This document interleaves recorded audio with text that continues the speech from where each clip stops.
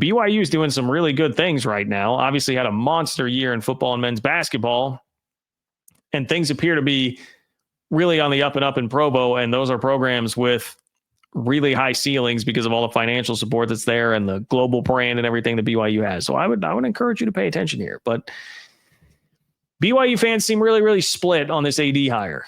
Okay. Brian Santiago gets hired. I can understand why. There is some level of faction. There are different factions between the fan base on this, but I think it's a hire deserving of optimism. Okay. I will make you that case here.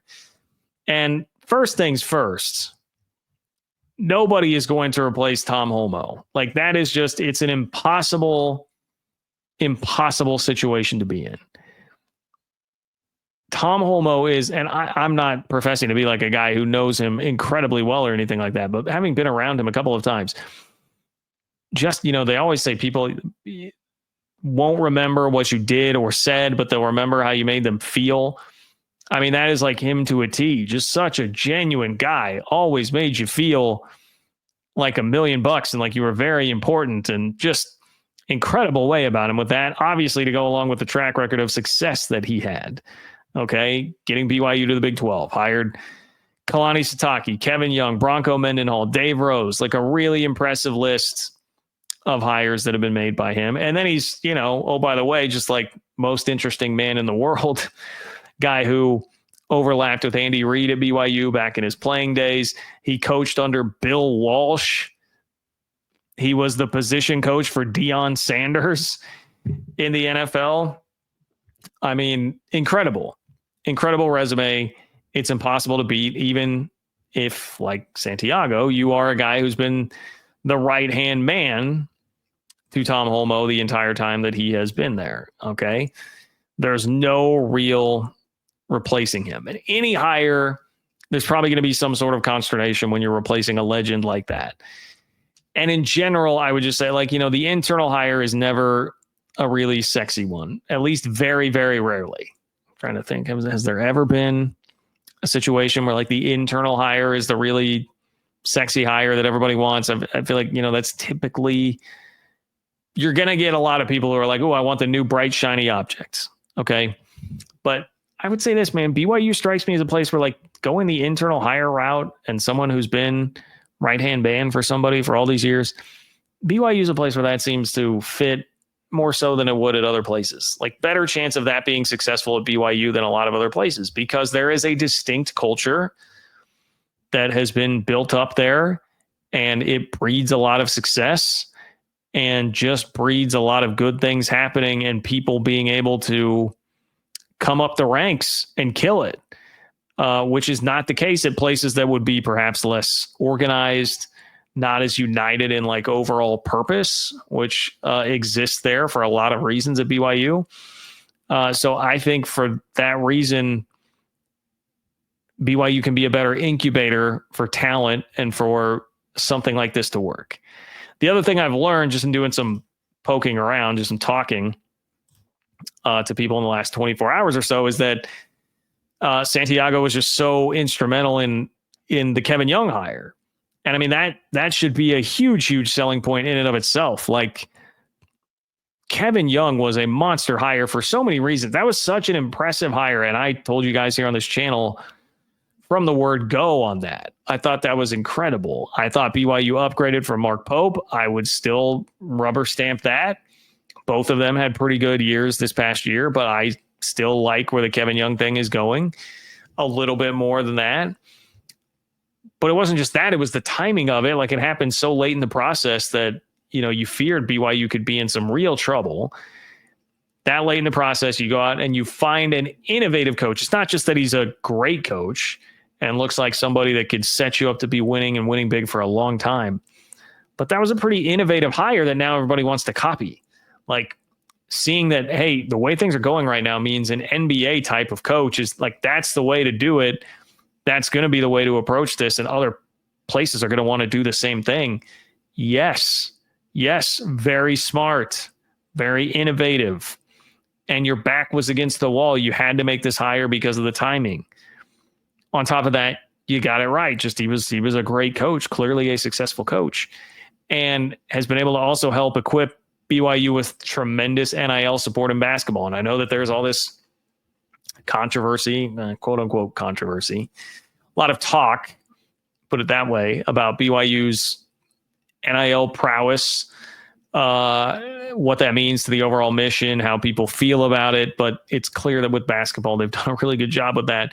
You're not getting AJ DeMonsta without it. So if all that has been in a lot of ways spearheaded by him, that seems like a guy who did a pretty good job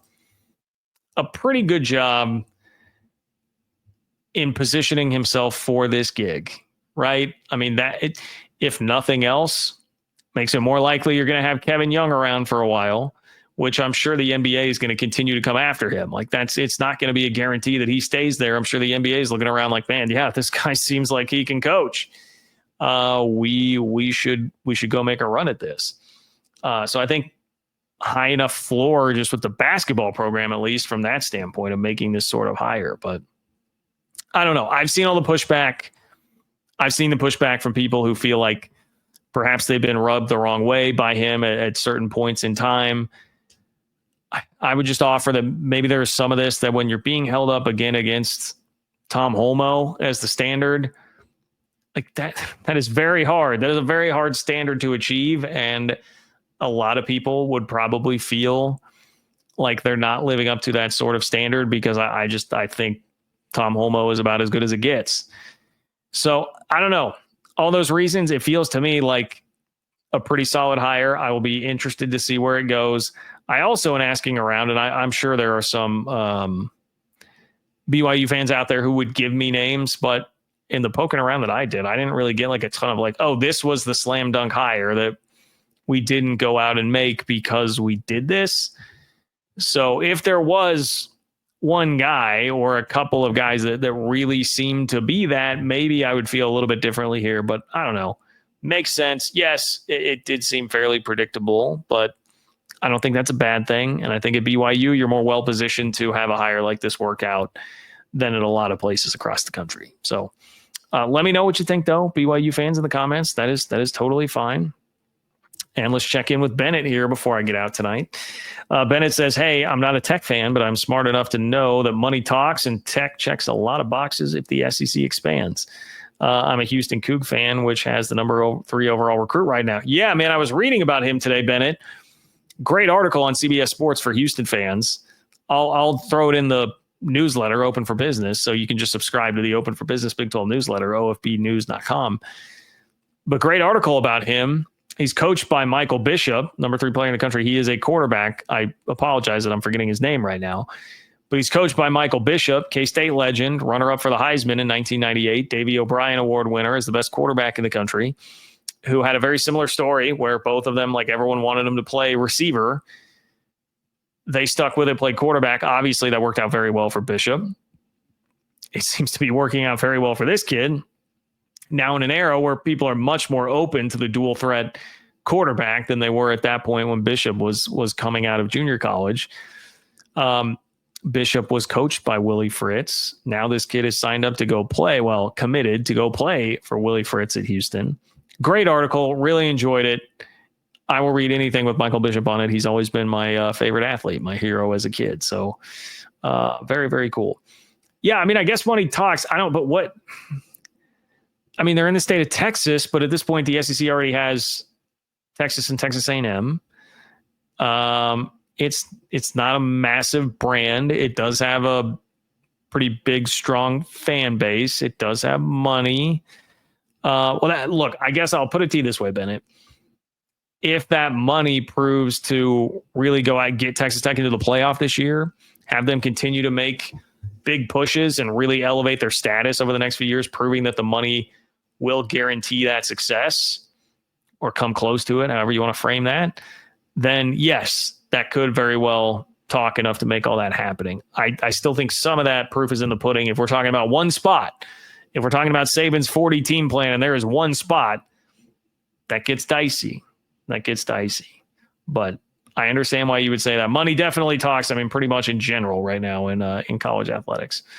So thank you, Bennett.